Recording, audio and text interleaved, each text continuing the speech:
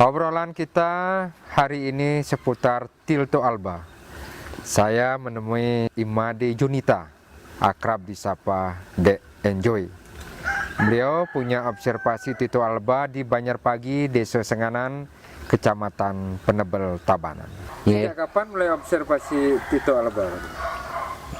Kalau tepatnya sih dulu tahun 2015 ya, pertengahan itu kan kita sama teman-teman komunitas Talop dulu menggagas gerakan Umawali di sini kan begitu. Jadi setelah Umawali ternyata kita mengalami kendala berupa serangan tikus.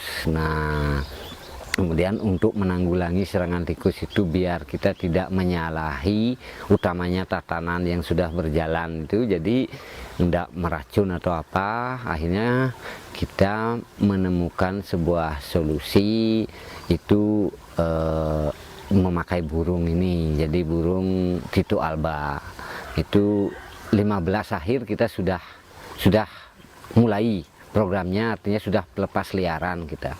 Untuk mendapatkan bibit pertama itu seperti apa prosesnya, Pak?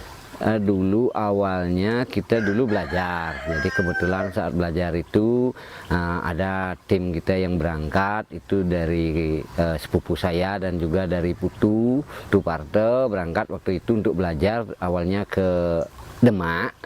Waktu itu juga kita swadaya begitu, jadi oleh teman-teman seperti Pak Manarto itu dan lain-lainnya, banyak itu teman-teman yang mensupport.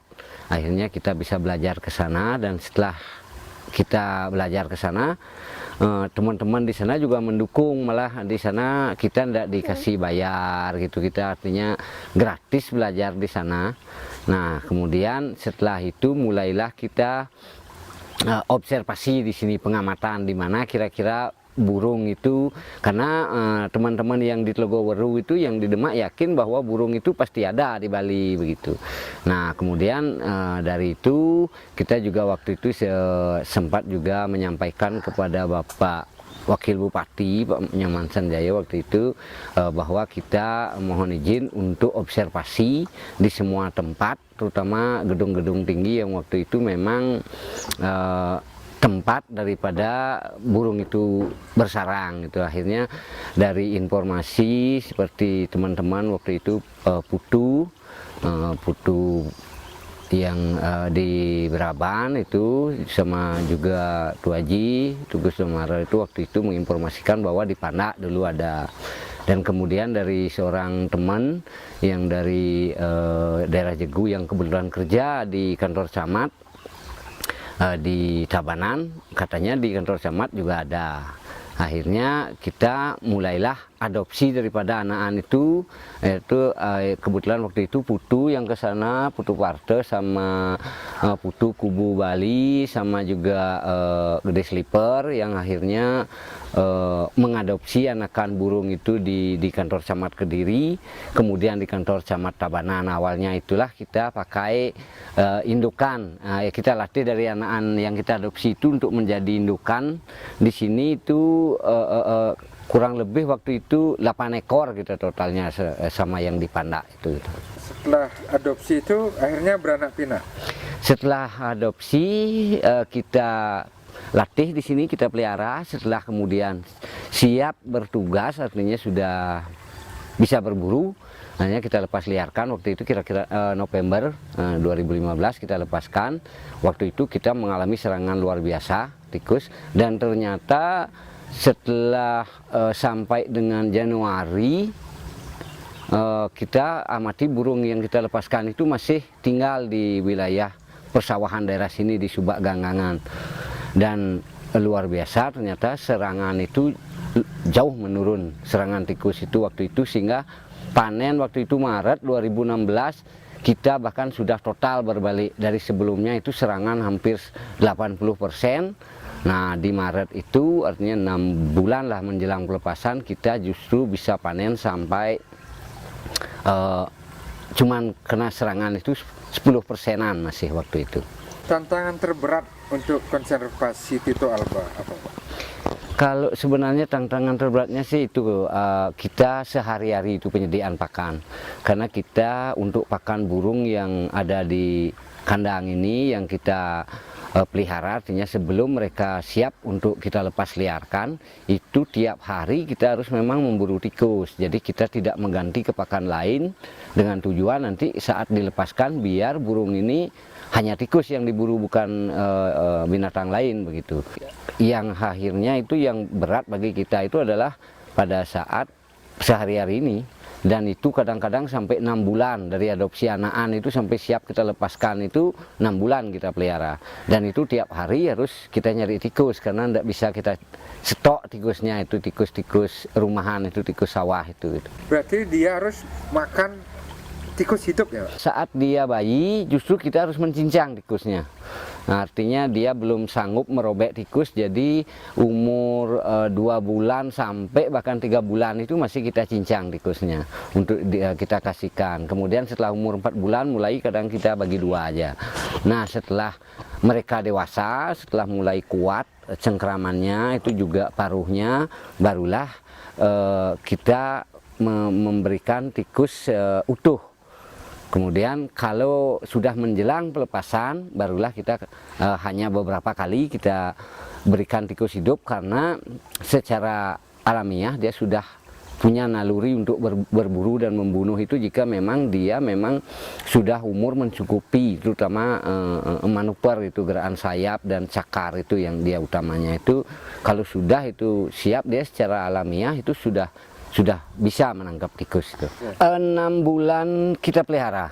Kalau kita mau layak sekali lepasnya itu minimal itu 7 bulan dari lahir hitungannya. Kalau dari kita kan adopsi itu saat burung itu berumur sudah lebih dari sebulan, sudah mulai berkurang bulu kapasnya, baru kita adopsi. Artinya tidak dari bayi sekali.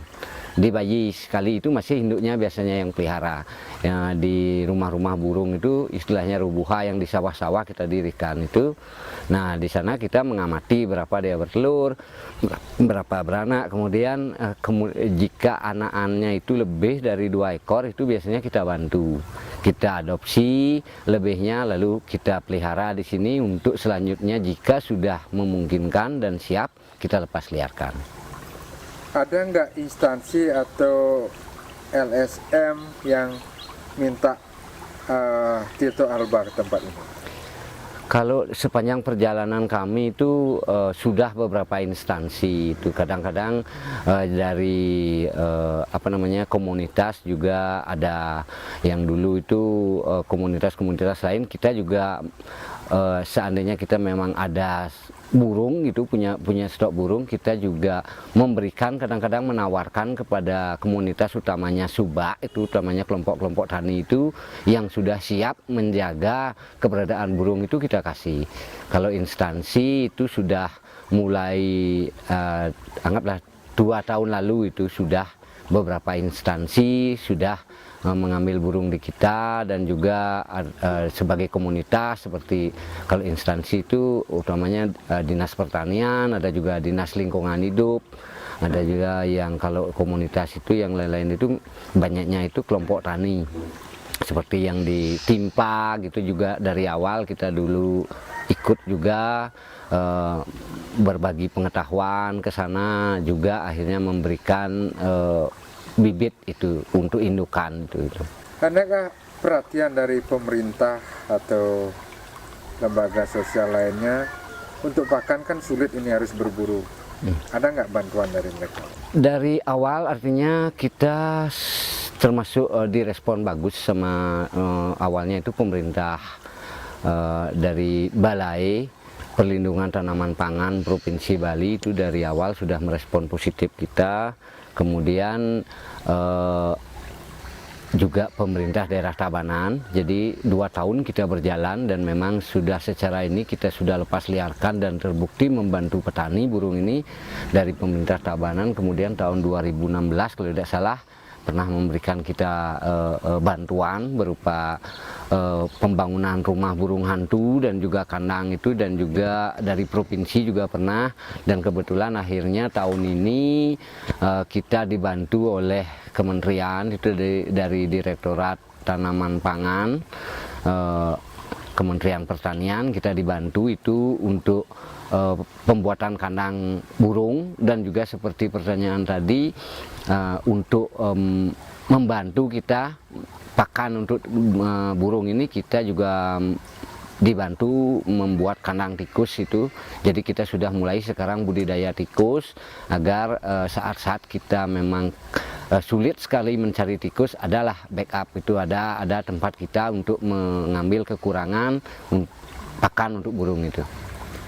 Andai kata tidak berhasil memburu, harus beli tikus, kira-kira berapa budget yang harus punya untuk Kalau pengadaan pangan? yang sudah pernah kita jalankan itu ke tahun 2016 kalau tidak salah, kebetulan waktu itu ada kita sebuah upacara besar di sini di tempat saya. Jadi kebetulan waktu itu saya sendiri juga ikut terlibat di sana sebagai pengurus begitu, sehingga waktu itu kita harus beli tikus selama 3 hari itu di puncak kegiatan. Itu biayanya lumayan. Waktu itu kita kasih tikus putih. Waktu itu kita beli itu, waktu itu kita pelihara kurang lebih 8 ekor. Ya ternyata per ekor itu kalau dikasih cukup tikus putih itu baru cukup dia 5 ekor. 5 ekor tikus untuk 1 ekor burung. Nah waktu itu kalau tidak salah 2.000 atau 3.000 ya per ekor tikus. Itu kali 8 kali kemudian 3 hari terasa sekali berat. Dan kalau seandainya sampai bulanan kita pelihara dengan sistem seperti itu, biaya pasti tinggi sekali. Itu yang pertama. Dan kedua juga efektivitas jika kita nanti memberikan tikus putih, nah saat pelepas liaran di sawah itu takutnya burungnya malah gelagapan untuk berburu tikus yang merupakan hama itu, tikus sawah itu gitu Pak De. Kemana saja Pak De sampai berburu tikus? Setiap hari itu kecuali nyepi, itu di luar nyepi itu tidak ada istilah hari libur. Kita tiap hari berburu itu sore hari, karena burungnya kalau tikusnya sudah terlalu kaku dan darahnya kental itu tidak mau dimakan sama dia. Jadi kita setiap hari itu sore, mulai jam 4 sore kita sudah mulai berburu di seluruh wilayah daerah ini. Artinya di desa Senganan itu ada beberapa tempat juga, akhirnya sampai kita ke sebelah itu, ke desa tetangga sampai ke Babahan itu di Banjarbolangan, Banjarutu. Jadi dan juga di Senganan, anggaplah seluruh kawasan Senganan itu kita berburu setiap hari, karena sudah begitu lama perjalanan. Tikus memang sudah berhasil berkurang, tapi kendala yang kita hadapi akhirnya mencari pakan ini yang susah, karena tikus sudah mulai berkurang begitu. Rata-rata sehari berapa hasil berburu tikus? Kita pakai target, tergantung tikus tergantung burung yang kita pelihara.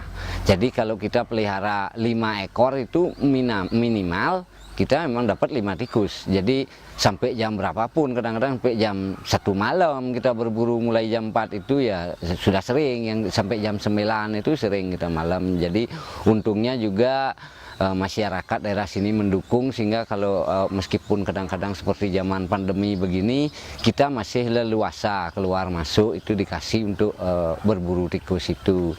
Itu kalau seperti sekarang kita ada 12 ekor burung itu ya minimal memang kita 12 ekor dapat tikus gitu per hari itu. Apa alat tangkap untuk berburu? Saya masih pakai senapan angin, jadi saya menembak itu. Jadi makanya kendala yang kita hadapi pada saat memburu itu bukan hanya waktu yang perlu dan juga perlu tenaga, juga transport kan begitu. Kita juga perlu keahlian itu yang kadang-kadang agak langka gitu. Jadi kadang-kadang ada sih beberapa rekan siap membantu mencarikan, tapi kita yang tidak handal, artinya bagaimana dia saat berburu nanti mampu ndak menembak itu, karena memang harus punya kemampuan tembak itu gitu. Mendengar pemaparan Pak Dek tadi, berburu dengan dibantu anak hampir setiap hari, apa yang membuat Pak Dek masih semangat untuk mengobservasi Tito Alba ini?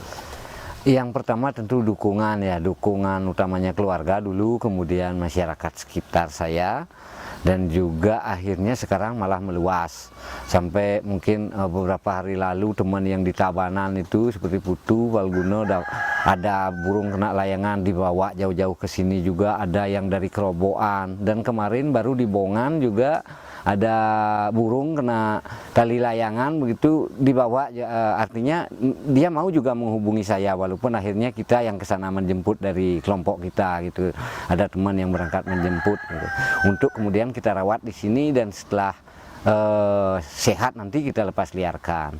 Nah itu yang kedua, dan kemudian yang ketiga ternyata dengan burung ini yang aslinya itu mungkin di dunia barat itu namanya ban owol gitu, jadi celepuk lumbung begitu, dia celepuk jinang gitu, jadi dia memang penunggu stok padi, dia biasa berumah di stok padi. Nah itu yang kemudian membuat saya banyak belajar. Jadi burung ini, jadi bagi saya burung hantu itu, terutamanya ini burung hantu Tito Alba, dia memang tidak banyak ini, dia memang diam bekerja begitu. Jadi bahkan tidak ada yang pernah tahu, seperti pertanyaan tadi, benar tidak dia makan tikus, bahkan jarang gitu, dia tidak pernah memperlihatkan diri bahwa dia itu bekerja keras, dia tidak perlu pengakuan, karena kan pengakuan itu kadang-kadang cenderung menjadikan diri aku, nah, artinya keakuan itulah yang menjadikan diri kadang-kadang sombong begitu ya, lebih, jadi karena tidak perlu pengakuan, dan itu yang saya kagumi dari burung ini, dia diam tetapi tetap melakukan tugas, bekerja walaupun tidak ada tidak diakui begitu. Itu yang ketiga, dan juga filosofi daripada burung ini itu luar biasa ternyata. Di beberapa tempat malah ini disebut burung duwe, seperti yang di Dopalo itu, artinya memang di beberapa tempat ini memang burung duwe gitu. Makanya dari sana saya belajar apa sih hubungan burung ini kemudian dari tatanan gitu, utamanya itu ternyata hubungannya itu kalau istilah di Jawa itu wanatani. Jadi pertanian itu ada karena hutan. Nah kalau di Bali mungkin istilahnya basang kan begitu. Jadi bas itu pertanian dan sang itu pasti hutan. Artinya kayu berlebih lah gitu, kayu berlebih. Nah dari bas dan sang ini hutan dan beras ini ya intinya mungkin ceritanya ya harus air begitu. Makanya saya sendiri akhirnya menyimpulkan bahwa burung ini adalah indikator daripada air.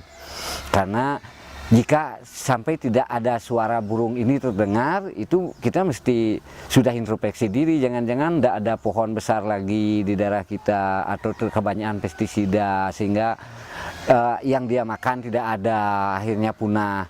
Nah kalau pohon lah sudah tidak ada yang besar tempat dia berteduh dan lain-lain, itu berarti serapan air sudah jauh gitu. Kalau sampai makanan tidak ada, mungkin kita memang kebanyakan pestisida tadi itu. Jadi secara tidak langsung burung inilah yang akhirnya menjadi indikator air. Bagi saya suara burung inilah suara air gitu. Kalau tetua dulu Pak Dek, kan ada mitos kalau burung celepuk memunyi, burung hantu bersuara itu tanda ada orang hamil. Ada nggak, benar nggak itu? Itu celepuk lokal itu. Jadi burung hantu itu ada menurut ini teman-teman yang di LIPI, yang di Indonesia itu hampir 78 jenis. 78? Iya, kalau yang di Bali itu 50-an jenis ada. Itu dari informasi teman-teman di LIPI. Nah, salah satu itu ada celepuk lokal, istilahnya celepuk itu. Kalau di Bali itu celepuk itu ada 3 jenis dengan ukuran sama gedenya. Jadi mungkin ukuran ini ya, ukuran genggaman ini, itu celepuk lokal. Nah kalau itu bersuara, kalau saya sendiri itu mempercayai sekali mitos itu bahwa bukan orang hamil sih sebenarnya, ada sebuah rezeki nanti. Nah iya, dan yang termahal dalam hidup itu kan keturunan ya, Iya. yang tidak bisa kadang-kadang kita beli, tidak bisa kita dapatkan dengan cara lain. Sehingga kadang-kadang kalau burung ini bersuara, dia memberikan ada pertanda kita akan mendapatkan sesuatu yang luar biasa dalam hidup itu. Jadi kalau saya sendiri kadang-kadang yaitu pertanda orang hamil ya, dan kadang-kadang pertanda seseorang mendapatkan mungkin sesuatu yang berharga bagi hidupnya. Itu kalau secara mitos begitu. Kalau secara keilmuan itu, kalau penelitian teman-teman di LIPI, bahwa burung hantu ini tidak mau hidup sembarangan. Ada dia sebuah indikator air, seperti tadi saya bilang. Di mana biasanya burung hantu tinggal, itu berarti air di daerah itu masih layak, masih bagus gitu. Jadi utamanya sumber-sumber air. Sumber air biasanya burung ini dekat sekali dengan sumber air. Makanya kalau teman-teman yang di ini berpendapat bahwa kalau sampai burung ini berbunyi, burung itu berbunyi, bahwa di daerah sana ada dekat sebuah sumber kehidupan. Demikian sahabat Kuku TV obrolan saya dengan Bapak De Enjoy. Semoga bermanfaat, bahwa ada suara Tilto alba menandakan ada sumber kehidupan. Terima kasih. Kuku TV, kabar dari